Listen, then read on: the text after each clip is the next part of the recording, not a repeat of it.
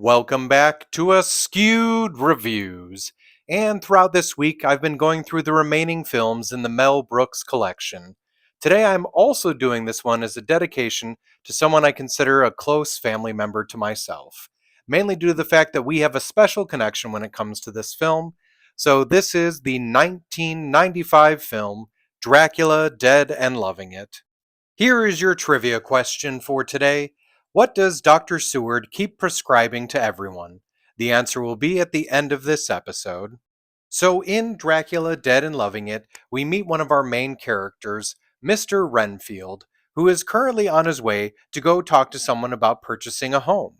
He makes a quick stop in the local village where all of the villagers there are trying to tell him that the person he's going to meet is actually a vampire. But of course, he doesn't listen. Later on that evening, he does finally meet up with Count Dracula. After Dracula signs the paperwork for his new estate, he invites Mr. Renfield to spend the night. He does so, but during the evening, Dracula takes this opportunity to enslave Mr. Renfield's mind and turn him into his servant. The two of them then head back to England, where Dracula will now reside in his new home of Carfax Abbey. He then also takes the opportunity to get to know his neighbors who live on the same plot of land as the local asylum. These individuals just so happen to be Dr. Seward, his ward Lucy, his daughter Mina, and Mina's future husband, Mr. Harker. That very evening, Dracula decides to give a visit to Lucy. In the morning, she is quite ill, so Dr. Seward sends for another doctor who happens to know more about rare diseases, and this would be Professor Van Helsing. It is his belief that Lucy is actually now a vampire, and he ends up being correct. So, will our heroes be able to discover the identity of the original vampire, or will Dracula be able to get his hands on Mina as well? This movie is a spoof on multiple different Dracula films. Primarily, though, it does focus more on the Bela Lugosi, Christopher Lee, and even the 1992 Bram Stoker's Dracula. The original plan was to actually do the film in black and white, since Mel Brooks' other monster movie, Young Frankenstein, was done that way. For this film, Mel Brooks was the producer, director, and one of the co writers. He, of course, also played the part of Abraham Van Helsing. Random piece of trivia for you, but Mel Brooks would also eventually play the father of Dracula, at least in voice, in the film Hotel Transylvania 2. Anne Bancroft, Mel Brooks' wife, would also make a brief cameo in this film as Madame Ospenskaya. Now, this character was named after Maria Ospenskaya, who played Maliva in both The Wolfman from 1941 and Frankenstein Meets the Wolfman from 1943. Leslie Nielsen plays the character of Dracula in the film, and I absolutely love his rendition. Obviously, it's very ridiculous and over the top, but it's so entertaining. Now, did you happen to know, though, that at 68, while playing this character, he then tied Bela Lugosi as the oldest actor to play Dracula, as Lugosi did still make appearances as the character well into his late 60s. Here's a random piece of trivia for you. They apparently let Leslie Nielsen keep his fangs from the film. Additionally, did you know that there was one other actor who was also up for the role of Dracula, and that was Kelsey Grammer? Peter MacNicol plays the character of Renfield, and he is absolutely my favorite part of this film. I think he was so funny in almost every sequence that he's in. Also, by the way, this is not the first time that MacNicol would play a character that would become the pawn of an evil entity. He also did so as Janusz in the Ghostbusters 2 film. Harvey Korman plays the character of Dr. Seward. This is also the first time he's reappeared in Mel Brooks films since he was Count de Monet in History of the World Part 1. What's fascinating, though, is this is the first time in any Mel Brooks film that he's finally one of the heroes instead of the villains. Steven Weber plays the character of Harker, and there's a very funny piece of trivia related to the staking scene. You see, Brooks didn't tell Weber that he would be sprayed with 200 gallons of fake blood. That way, Weber's reaction would be genuine.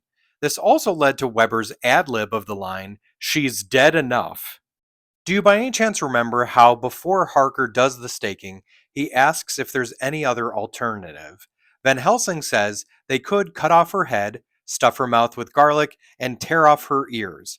That is actually what Van Helsing does to Lucy in the original book.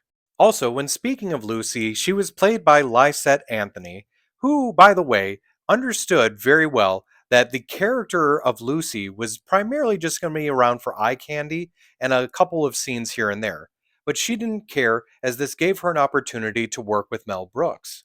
I'll be honest, if someone told me that I just had to stand there and look pretty, and because of doing so I'd get to meet Mel Brooks, I'd do it too.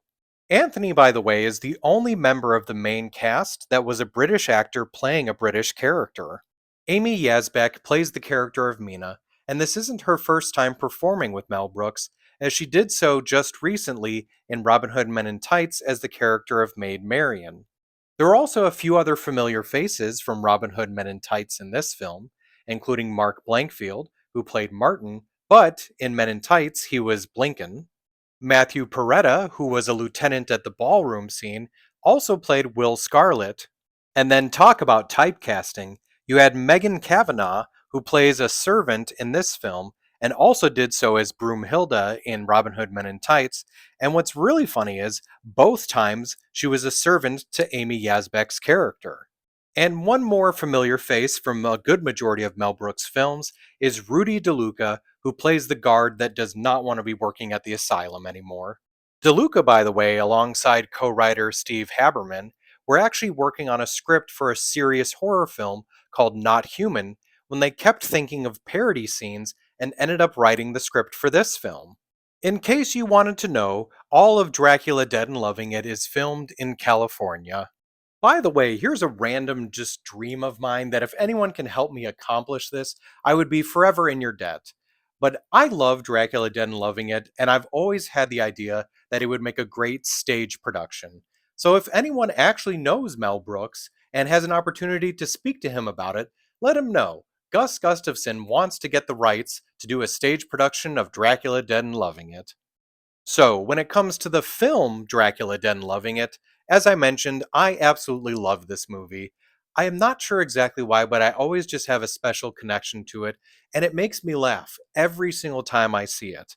Now, I'm always surprised to hear from other people that they really did not enjoy this movie that much. Now, mind you, I did grow up on watching all of the Mel Brooks films, the Naked Gun films, and of course, even the Airplane movies. So, this kind of spoof comedy really does make me laugh. So, that might be a part of it. So, I'm at least going to give this one a 4 out of 5. And if you enjoyed this film, other movies I recommend checking out are Love at First Bite, The Fearless Vampire Killers, Once Bitten, and Renfield. Now it's time for the trivia question from the beginning of this episode. What does Dr. Seward keep prescribing to everyone? So apparently his solution to almost every problem is an enema. Now technically this is a joke on the 1979 Dracula film, where in it Dr. Seward keeps prescribing to everyone laudanum. I hope you enjoyed this episode of Askewed Reviews, and if there's a movie you'd like to see get a review, just mention it in the comments.